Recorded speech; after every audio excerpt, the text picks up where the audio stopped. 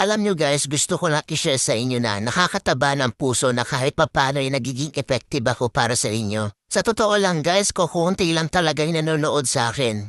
Yung magkaroon lang ako ng 200 views tsaka 10 hearts, masayang-masaya na ako no? Obvious naman na small TikToker lang ako. Hindi katulad ng ibang influencer dyan na mga sikat kung makabenta ay sobrang dami. Pero ako guys, kahit ganyan lang yan no? Ang saya-saya, promise. Kahit ganyan lang guys.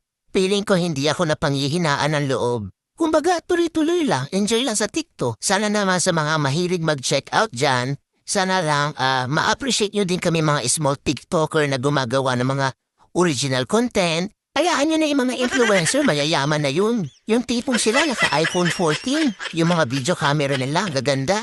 Tapos ako naka-Realme, ang labo pa. Support nyo naman ako guys as a small TikToker dito na gumagawa ng original content.